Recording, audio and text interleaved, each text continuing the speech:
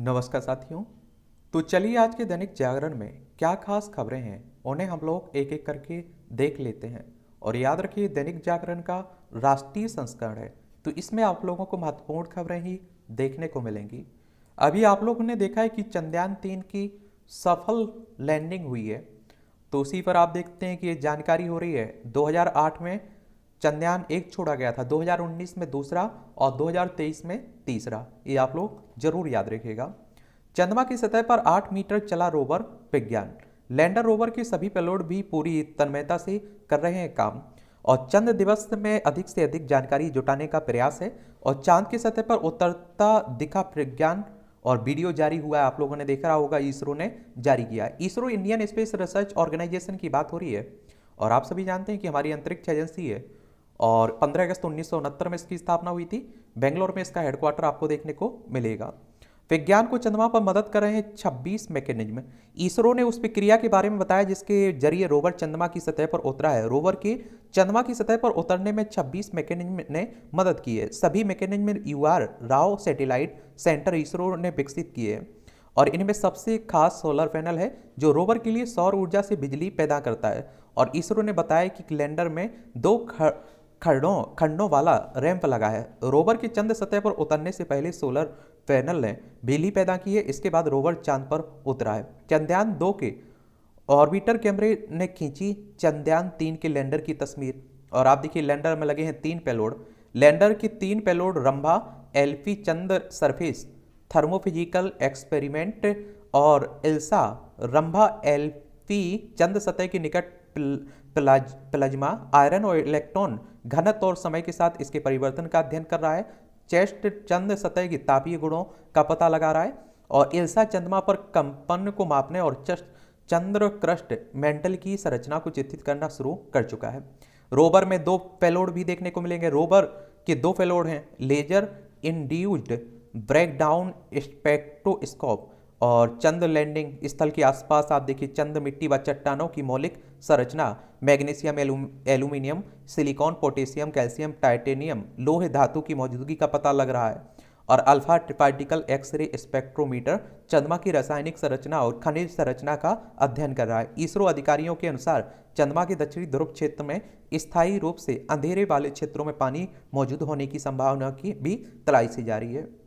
चलिए, supreme court ने राहत के बाद जेल से अमरमणि त्रिपाठी दंपत्ति रिहा हुआ है। सुप्रीम कोर्ट ने की रिहाई पर रोक लगाने से इनकार के बाद मधुमिता शुक्ला हत्याकांड के दोषी व उम्र कैद की सजा काट रहे उत्तर प्रदेश के पूर्व मंत्री अमरमणि त्रिपाठी और उनकी पत्नी मधु, ये आप देखते हैं कि मणि को शुक्रवार को गोरखपुर से की जेल से रिहा कर दिया गया।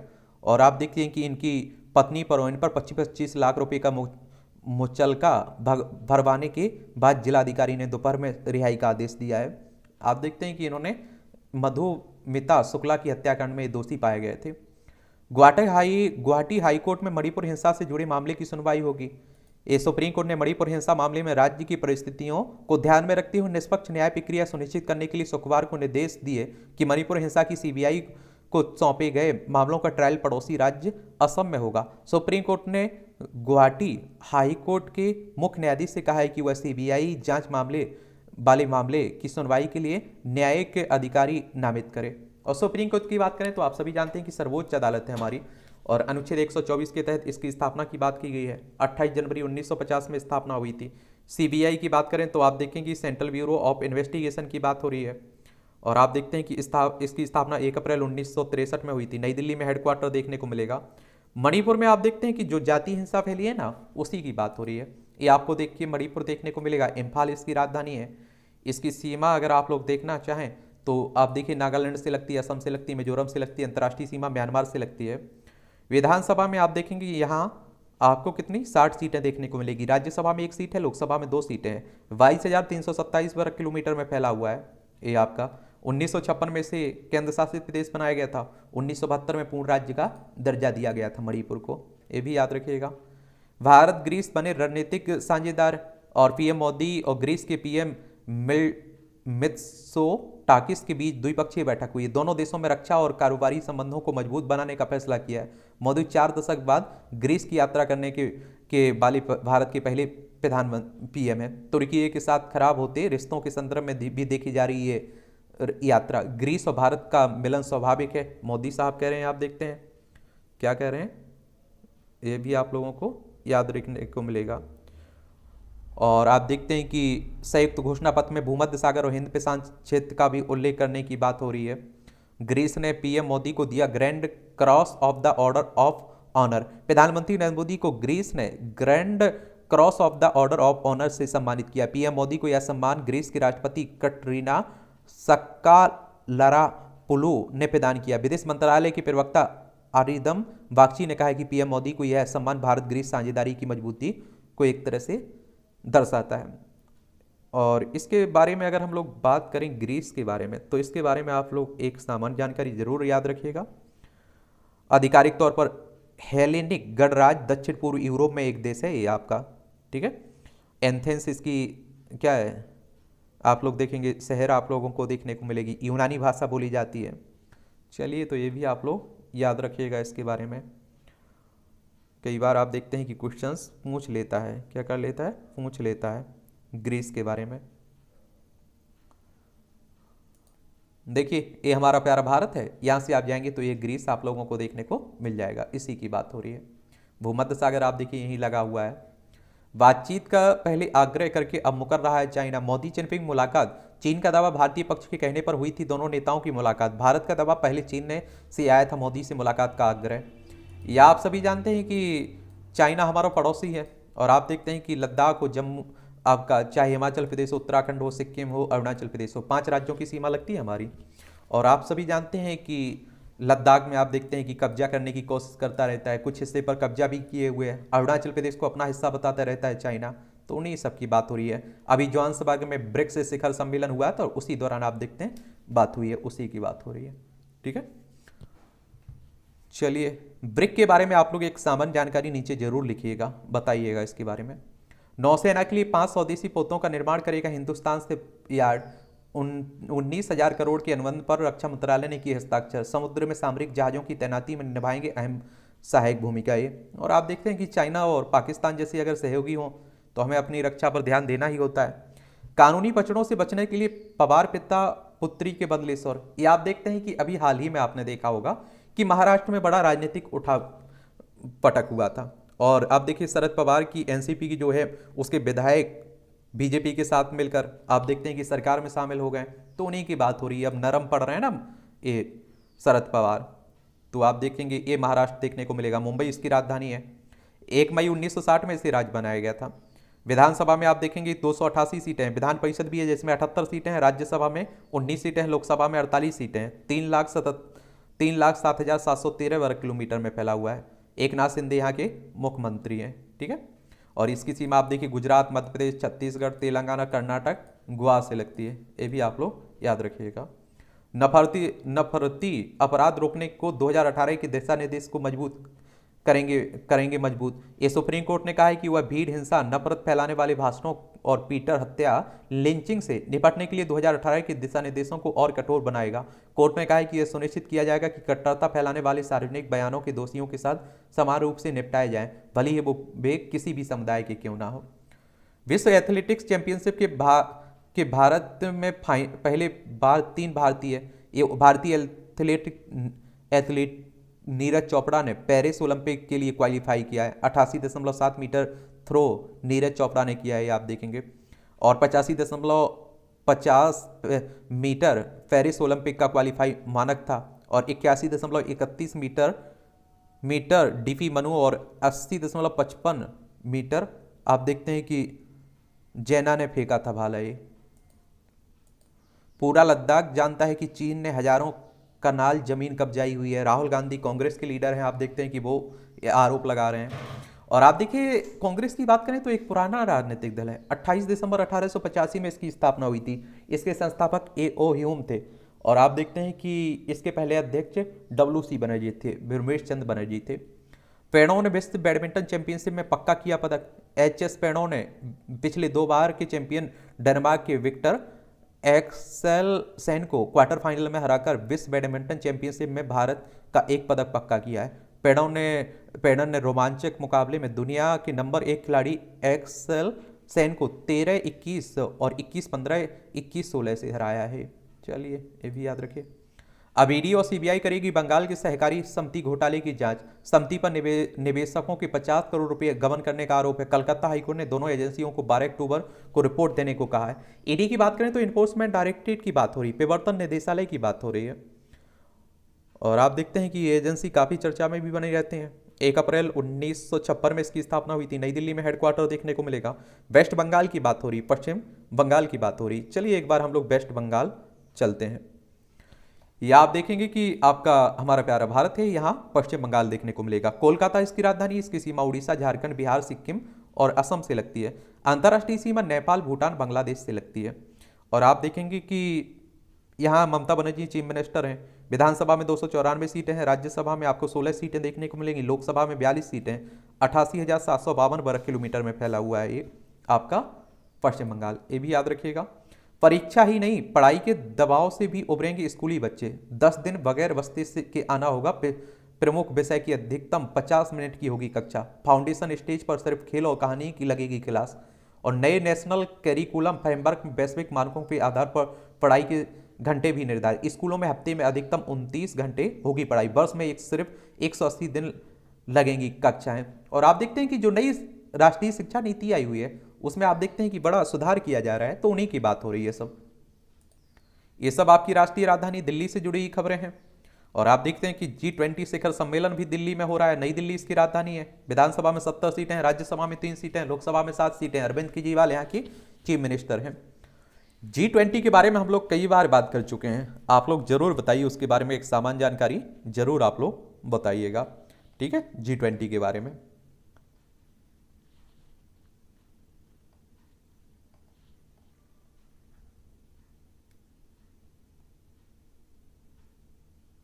ये आप देखिए ग्रीस और भारत के बीच 2022-23 में 160 अरब का व्यापार रहा है। 1978 में एथेंस में भारतीय दूतावास की स्थापना की गई थी। चलिए तो ये सब एक जानकारी रहती है, जरूर याद रखा करिएगा।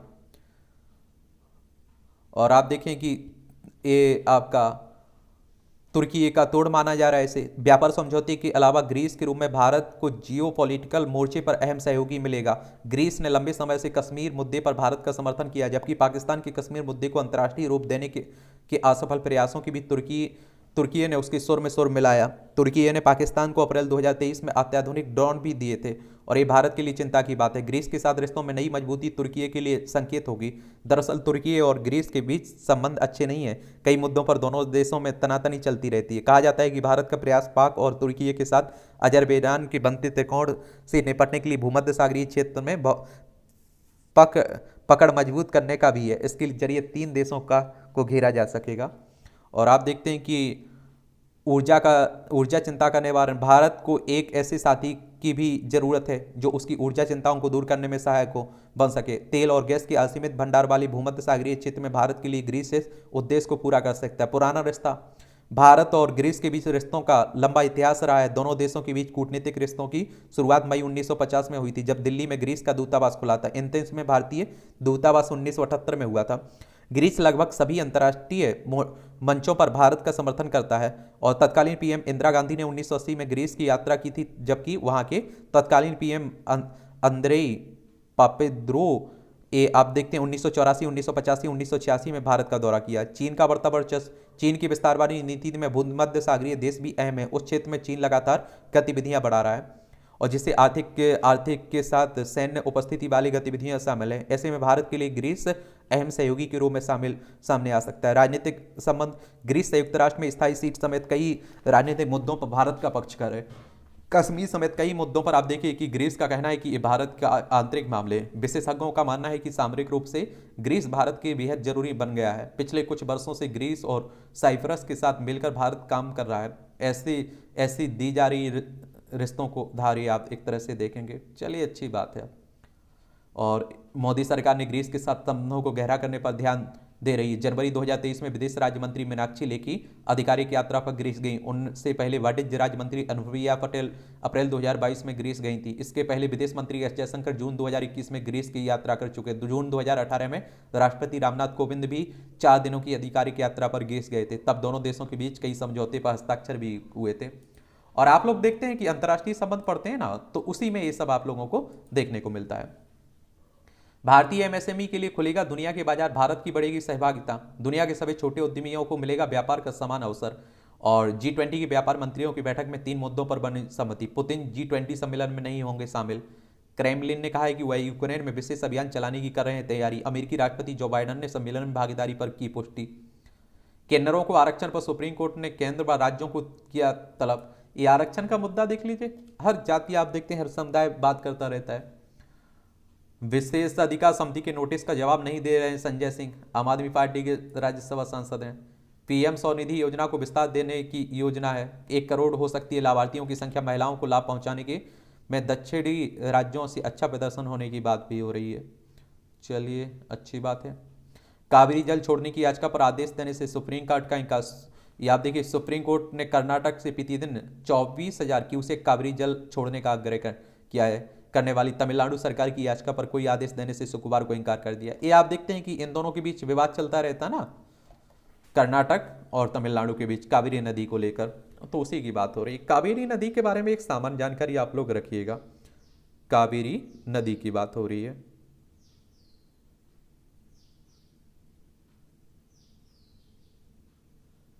कावेरी नदी रिवर, ये आप देखेंगे कहाँ से निकलती है, कहाँ जाके गिर जाती है, ये भी याद होना चाहिए। कावेरी कर्नाटक तमिलनाडु राज्यों से होकर बहने वाली प्रमुख नदी है।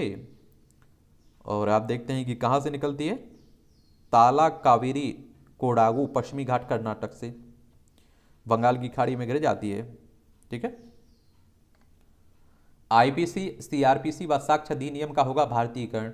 न्याय विभाग द्वारा टेली ला 2.0 कार्यक्रम लॉन्च की गई। टेली ला के माध्यम से 50 लाख लोगों को मिली सहायता, ये आप देखेंगे।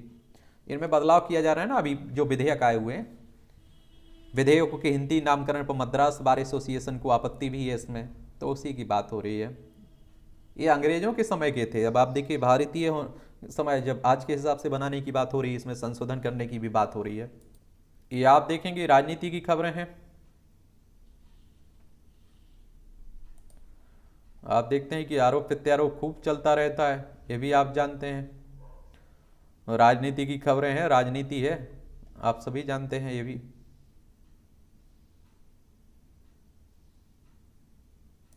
अपराध पर लगाम लगाने में हो एआई का इस्तेमाल, ये होम मिनिस्टर साफ करे। गृह मंत्री ने नागरिकों को समय से न्याय दिलाने पर दिया बल। राष्ट्रीय सुरक्षा पर सम्मेलन में कहा कि 2047 तक विकसित भारत के लिए न्याय प्रणाली को भी अत्यधिक बनाना होगा।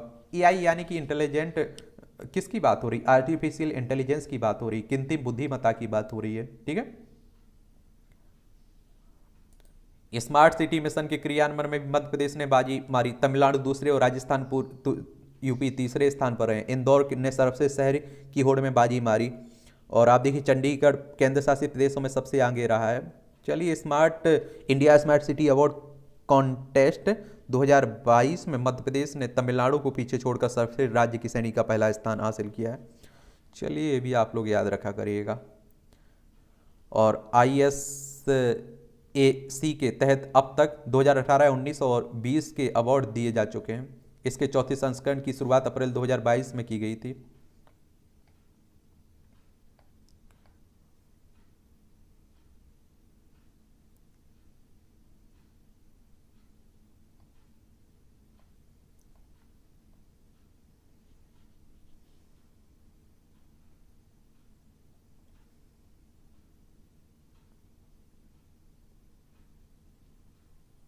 आधुनिक युग में आयकर अधिकारी चल रहे हैं घोंगे की गति। अपील दायर करने में 498 दिनों की देरी पर माफी के लिए दिया आवेदन। हाईकोर्ट ने कहा कि कुछ अधिकारियों की कार्यशैली में कोई बदलाव नहीं आया, ये दिल्ली हाईकोर्ट कह रहा है। ये अरुणाचल प्रदेश में सेना बीआरओ ने किया बेली ब्रिज का उद्घाटन। ये बीआरओ यानी कि सीमा सड़क संगठन की बात हो रही है, इसके बारे में याद रखिएगा। बीआरओ के बारे में, बॉर्डर सिक्योरिटी फोर्स की बात कर रहा हूँ मैं। इस तरह के क्वेश्चंस भी कई बार क्या रहते हैं, पूछ लेता है। इसकी स्थापना कब हुई थी?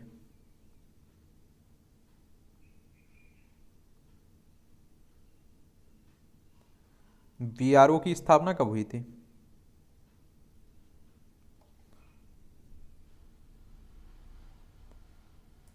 इसकी स्थापना आप देखते हैं कि 7 मई 1960 में हुई थी। नई दिल्ली में आप लोगों को हेडक्वार्टर देखने को मिलेगा। सीमा सड़क संगठन भारत सरकार के रक्षा मंत्रालय के स्वामित्व में एक वैधानिक निकाय है। और बीआरओ भारत की सीमावर्ती क्षेत्रों मित्रवत पड़ोसी देशों में सड़क नेटवर्क का विकास और रखरखाव करने का काम करता है एक तरह से।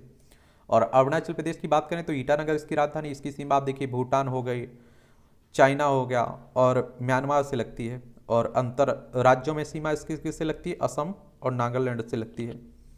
ये भी आप लोग याद रखिएगा। इसे आप देखते हैं केंद्र शासित प्रदेश बनाया गया था 21 जनवरी 1972 में। 20 फरवरी 1987 में से पूर्ण राज्य का दर्जा मिला था। विधानसभा में 60 सीटें हैं, राज्यसभा में 1 सीट है। और आप देखते हैं कि लोकसभा में 2 सीटें हैं। इसका अगर क्षेत्रफल देखें तो 83,743 वर्ग किलोमीटर में फैला हुआ है। ए पेमा खांडू यहाँ की चीफ मिनिस्टर हैं, ये भी याद रखिएगा। उत्तराखंड में 1728 विद्यालयों में बुनियादी सुविधाएं तक उपलब्ध नहीं है। आप सोचिए, शिक्षक भी गंभीर नहीं है। तो आप सोच सकते हैं कि हमारे देश में क्या स्कूलों की स्थिति बनी हुई है।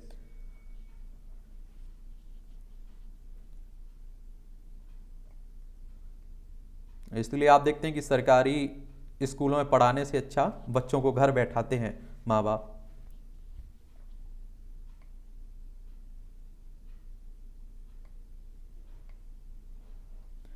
अभ्यारण्य में मिला चारा पानी तो थमे हाथी, मानव वन्य जीव संघर्ष भी घटा।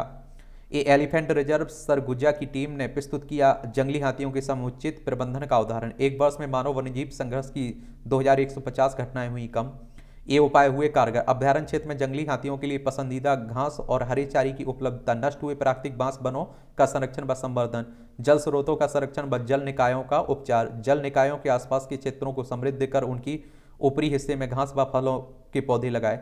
जंगली हाथियों के लिए गैर स्वादिष्ट प्रजातियों लेंटाना, यूपोटोरियम वन तुलसा की झाड़ियों का 16,700 हेक्टेयर क्षेत्र में से उन्मूलन किया गया। चलिए, ये धर्मेंद्र प्रधान ने आप देखेंगे आंध्र प्रदेश में रखी केंद्रीय आदिवासी विश्वविद्यालय की नींव। ये भी आप लोग याद रखिएगा। कहाँ? आंध्र प्रदेश में। ये आप देखिए आंध्र प्रदेश से आपको देखने को मिलेगा अमरावती इसकी राजधानी है। भाषाई आधार पर गठित होने वाला पहला राज्य है आंध्र प्रदेश। ये भी आप लोग याद रखिएगा आंध्र प्रदेश के बारे में। और आप देखिए इसकी सीमा उड़ीसा, छत्तीसगढ़, तेलंगाना, कर्नाटक, तमिलनाडु से लगती है। और यहाँ की चीफ मिनिस्टर कौन है? ये आप देखते हैं कि कौन है? YS जगनमोहन रेड्डी हैं। विधानसभा में 175 सीटें हैं, विधान परिषद भी 58 सीटें हैं, राज्यसभा में 11 सीटें, लोकसभा में 25 सीटें हैं। 1,62,970 वर्ग किलोमीटर में आपका आंध्र प्रदेश फैला हुआ है। ये भी आप देखेंगे, ये आपको मालूम होना चाहिए। छोटी छोटी घटनाएं जो महत्वपूर्ण रहती हैं उन्हें जरूर कवर कर लीजिएगा। ये आप देखिए पति पर घर जमाई बनने का दबाव डालना क्रूरता के समान है, दिल्ली हाई कोर्ट कह रहा है। आजकल इस तरह के पारिवारिक मामले ज़्यादा देखने को मिल रहे हैं। सघन वन, नदी और झरनों के बीच इतिहास व आस्था व रोमांच की अद्भुत श्रेणी त्रिवेणी है। मध्य प्रदेश के मंदसौर जिले में आप लोग देख रहे हैं गांधी सागर अभ्यारण्य। यहाँ 12वीं सदी का चतुर्भुज मंदिर, भित्ति चित्र व किला देखने संग स्थानीय व्यंजन भी चखिए। जाया करिएगा इस तरह की जगहों पर।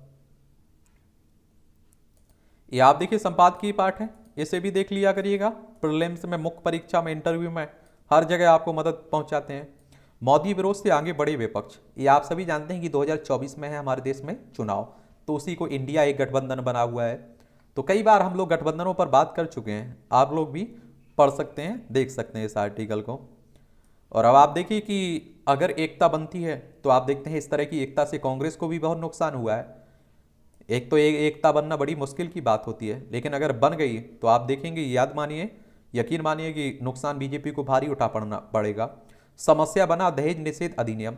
कलकत्ता उच्च न्यायालय ने हाल ही में स्वप्न दास बनाम पश्चिम बंगाल राज्य मामले में कठोर टिप्पणी करते हुए कहा है कि महिलाओं ने भारतीय दंड संहिता यानी कि IPC की धारा 498 ए का दुरुपयोग करके एक तरह से कानूनी आतंकवाद फैला दिया है। कलकत्ता उच्च न्यायालय ने यह भी कहा है कि धारा महिलाओं की भलाई के लिए बनाई गई थी, लेकिन अब झूठे मामले दर्ज कराकर इसका दुरुपयोग किया जा रहा है। बीते कुछ वर्षों के दौरान देश की विभिन्न अदालतों ने दहेज की झूठे मामलों पर कठोर टिप्पणियां की हैं, परंतु इसके साथ ही पुलिस की कार्यप्रणाली को भी कटघरे में खड़ा किया है। उस मानसिकता के प्रति चिंता जाहिर की है जो पुरुषों को बिना सत्यता परीक्षण के अपराधी मान लेते हैं। कुछ वर्ष पहले आप देखते हैं अरनेश कुमार बनाम बिहार राज्य एवं अन्य मामले में सर्वोच्च न्यायालय ने भी कहा था कि ऐसा प्रतीत होता है कि पुलिस ने दंड प्रक्रिया संहिता यानी कि सीआरपीसी में निहित पाठ का सबक सही तरह से नहीं सीखा है। इससे किंचित भी संदेह नहीं है कि दहेज संबंधी मामलों में समय समय पर न्यायालय द्वारा पुलिस को दिए गए दिशा निर्देशों की अवहेलना के चलते उन महिलाओं के हौसले बढ़े हैं जिन्होंने उनकी सुरक्षा के लिए बने कानून का हथियार के रूप में प्रयोग किया है। कई बार आप देखते हैं कि पति पत्नी में अनबन के चलते इस कानून का इस्तेमाल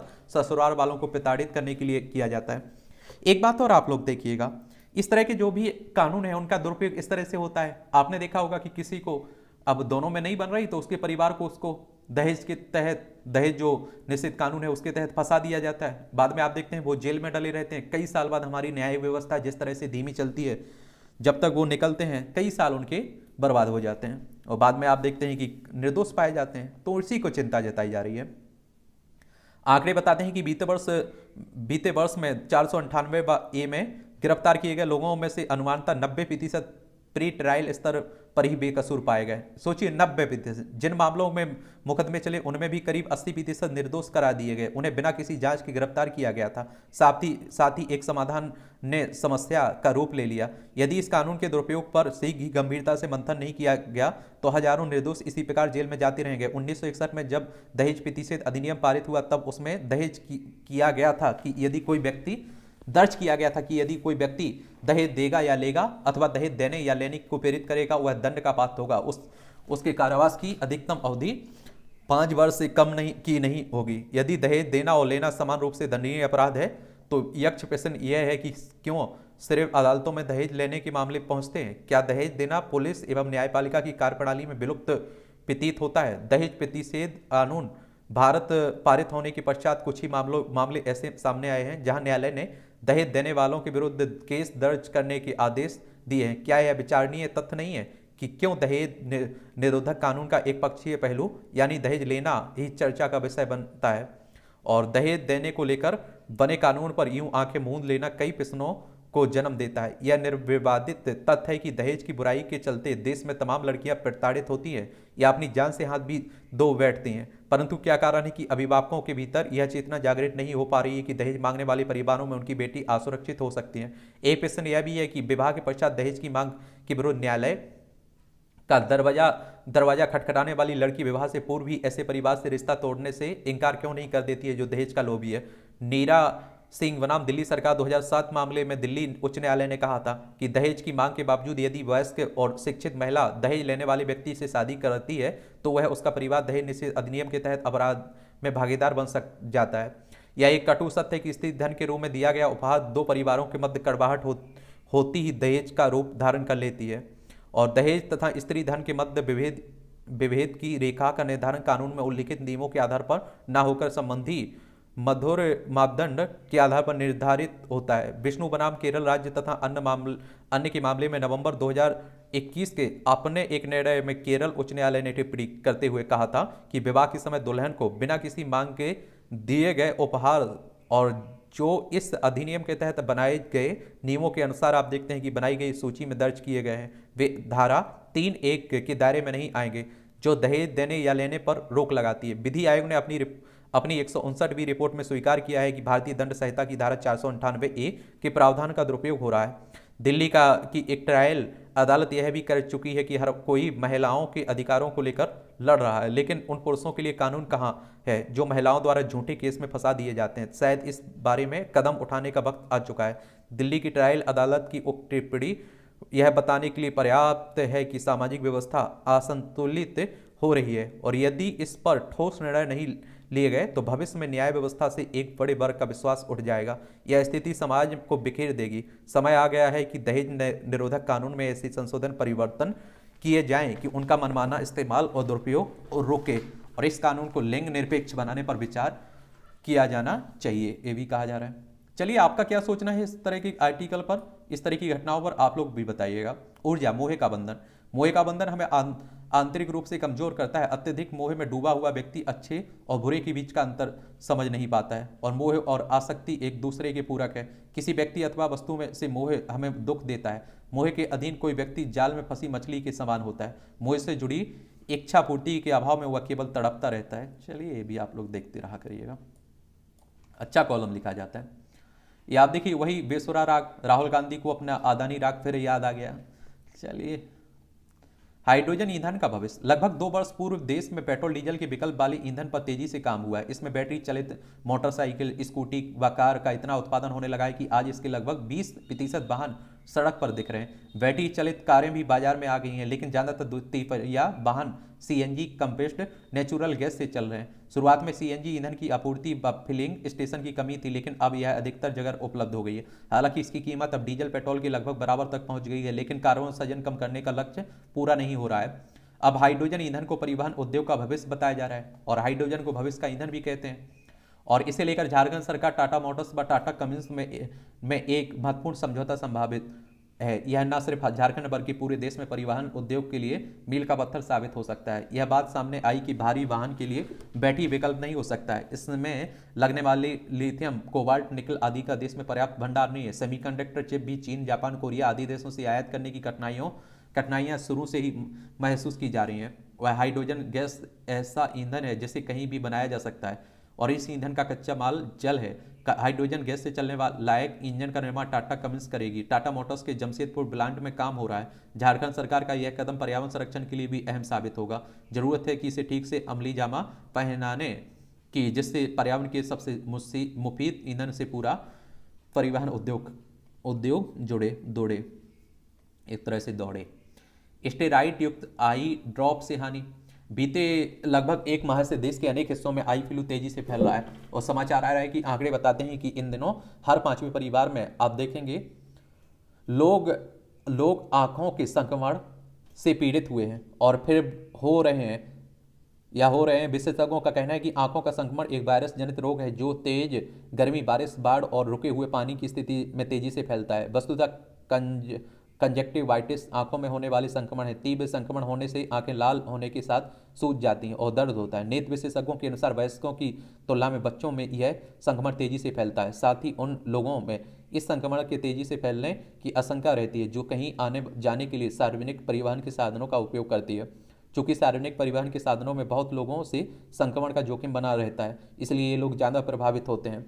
ऐसे में यात्रा के दौरान संक्रमित सतहों को छूने के बाद हाथों को सही से सैनिटाइज करके ही आंखों को छूना चाहिए। आमतौर पर कंजक्टिवाइटिस 3 से 4 दिनों में सही हो जाता है और व्यक्ति की आंखों की रोशनी पर कोई असर नहीं पड़ता है। लेकिन अखिल भारतीय आयुर्विज्ञान संस्थान के संबंधित विशेषज्ञों का कहना है कि आई फ्लू के समय बरती गई लापरवाही और बिना डॉक्टरी सलाह के उपचार हमेशा के लिए आंखों की रोशनी छीन सकता है। हाल ही में एक मेडिकल पत्रिका में प्रकाशित रिपोर्ट में चेताया गया है कि कंजक्टिवाइटिस होने पर यदि मरीज बिना डॉक्टर से परामर्श के स्टेरॉइड युक्त आई ड्रॉप का उपयोग करता है तो उसके नेत्रहीन होने की जोखिम बढ़ जाता है। और आप देखिए वस्तुतः आज बाजार में कई प्रकार के स्टेरॉइड युक्त आई ड्रॉप उपलब्ध हैं। लंबे समय तक इनका उपयोग करने से कार्निया पर धब्बे आने लगते हैं और साथ ही आप देखें आंखों पर दबाव पड़ने का खतरा रहता है, जिससे आंखों की रोशनी जा सकती है। ऐसे में अधिकांश अस्पतालों ने अपने उपचार प्रोटोकॉल में स्टेरॉइड को शामिल नहीं किया है। वैसे आंखों के मरीजों को यह समझना चाहिए कि यदि उसे बाकी में स्टेरॉइड की आवश्यकता है तो इसे वह स्वयं नहीं तय कर सकते हैं। इसके लिए वो डॉक्टर की सलाह आवश्यक है। हैवी स्टेरॉइड वाली आई ड्रॉप के संदर्भ में चिकित्सक चेतावनी जारी कर चुके हैं कि किसी भी दशा में बिना किसी विशेषज्ञ की सलाह के भी स्वयं इसे ना लें। इसलिए बेहतर है कि कंजक्टिवाइटिस से बचने के लिए स्टेरॉइड की जगह बचाव के अन्य तरीकों को अपनाया जाए और साथ ही इस दौरान लोगों से मिलना जुलना कम ही रखें और कहीं आने जाने के लिए सार्वजनिक परिवहन के साधनों का उपयोग नहीं करें। लेखिका स्वतंत्र टिप्पणीकार हैं, इनके द्वारा लिखा गया है। यहाँ आप देखिए छोटे कॉलम रहते हैं, ये भी आप देख सकते हैं। बहुध्रुवीय विश्व व्यवस्था के आरंभ का संकेत। सऊदी अरब और ईरान को ब्रिक्स में शामिल करने के बाद अब एक समावेशी भू राजनीतिक, भू सामरिक, भू आर्थिक हितों का मंच बन गया है। अब यह देखना है कि सदस्यता विस्तार का लाभ ब्रिक्स किस रूप में लेना चाहता है। क्या विकसित देशों को विकासशील देशों के हितों से खिलवाड़ नहीं करने के मंच के रूप में ब्रिक्स की ताकत बढ़ जाएगी, या फिर चीन अपने हितों के लिए ब्रिक्स सदस्यों से निकटता बढ़ाएगा। ये देश अपनी आर्थिकी को बढ़ाने के लिए आपसी सहयोग की दिशा में कितना आगे बढ़ते हैं, यह भी देखना होगा। और ब्रिक्स के बाद ग्रीस का महत्वपूर्ण पड़ाव भी देखने को मिल रहा है, चलिए देख लिया करिएगा। हटो हटो भारत से आए प्रज्ञान, खरी खरी तंज कसा जाता है। ये सुशासन की छवि के प्रति सतर्क नीतीश कुमार। ये बिहार की बात हो रही है। पहाड़ पानी प्रदूषण जीवन, क्या आपने कभी ऐसा सोचा था कि धरती प्रदूषित होगी, पहाड़ दरकेंगे, जल संकट पैदा होगा और प्लास्टिक ना केवल आपके घर अपितु दिल तक पहुंच जाएगा। यह सब घटित हो रहा है और देखने को भी मिल रहा है। महंगाई पर काबू पाना सरकार की प्राथमिकता है, सीतारमन कह रही हैं। और B20 समिट में वित्त मंत्री ने कहा कि अप्रैल जून तिमाही में विकास दर के आंकड़े उम्मीद से बेहतर होंगे, ये भी कहा जा रहा है। अपनी इलेक्ट्रिक कार ला सकते हैं JSW समूह, देख लीजिए। और कारोबार को अलग करने का विचार है, अनिल अग्रवाल कह रहे हैं। खनन कारोबार से जुड़े दिग्गज उद्योगपति अनिल अग्रवाल है ना। ब्याज दरों में और वृद्धि कर सकता है फेडरल रिजर्व, अमेरिकी केंद्रीय बैंक। जेफ्टो बनी 2023 में भारत की पहली यूनिकॉर्न। धान की बुआई का रकबा 4.4% बढ़ा। मुथूट फाइनेंस को इंडियन फैमिली बिजनेस अवार्ड 2022 दिया गया। संचालन मानकों को मजबूत कर गैर बैंकिंग वित्तीय कंपनियां, $600 अरब से नीचे विदेशी मुद्रा भंडार। इलेक्ट्रिक वाहन नीति में आय शुल्क में कटौती संभव की बात हो रही है।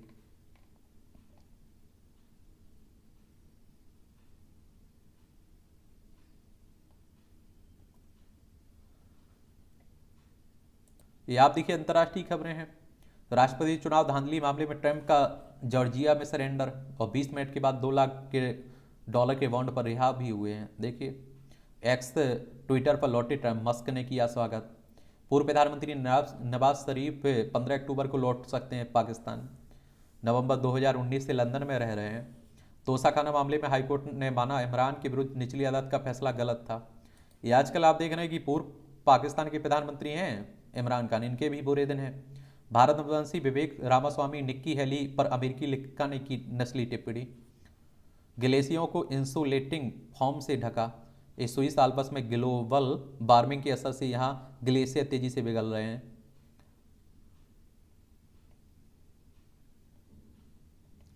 ब्रिटिश संग्रहालय में चोरी के बाद निदेशक ने अपने पद से इस्तीफा दिया।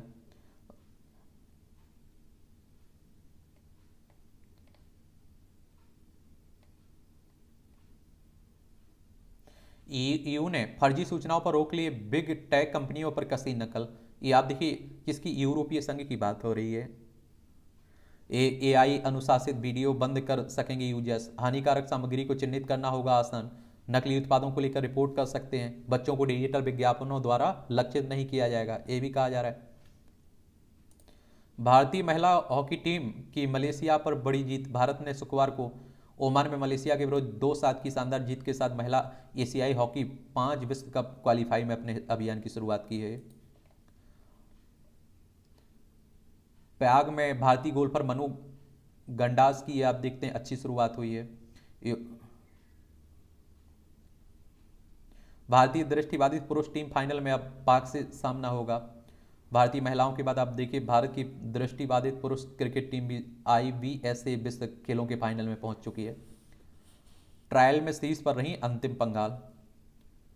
विश्व कुश्ती चैंपियनशिप ट्रायल में सांगा और वीर को टैग टीम चैंपियन बनाना लक्ष्य, जिंदल महाल कह रहे हैं।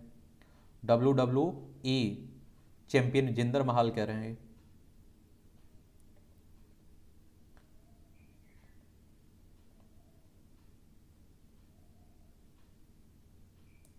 इसे वो द्वारा चंद्रयान-3 की चंद्रमा पर ऐतिहासिक सॉफ्ट लैंडिंग में युवाओं के लिए ऐसे कई सबक हैं जो उन्हें उनके पसंदीदा करियर की राह में सफलतापूर्वक आगे बढ़ा सकते हैं। चलिए ये भी आप देखिए, पढ़ते रहा करिएगा, देखते रहा करिएगा।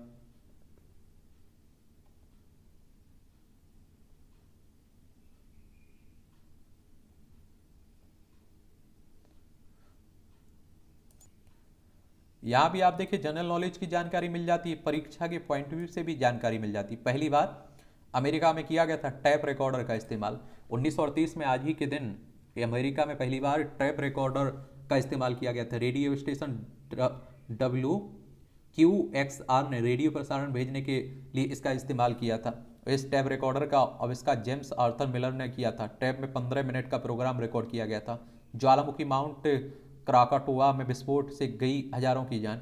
1883 में आज ही इंडोनेशिया में एक द्वीप ज्वालामुखी माउंट क्राकाटोआ में भयानक विस्फोट से द्वीप का 2/3 हिस्सा नष्ट हो गया था। इससे उत्पन्न सुनामी से 40,000 लोग मारे गए थे। इसे इतिहास का सबसे शक्तिशाली ज्वालामुखी विस्फोट माना जाता है और इससे मौसम चक्र कई वर्षों तक प्रभावित रहा।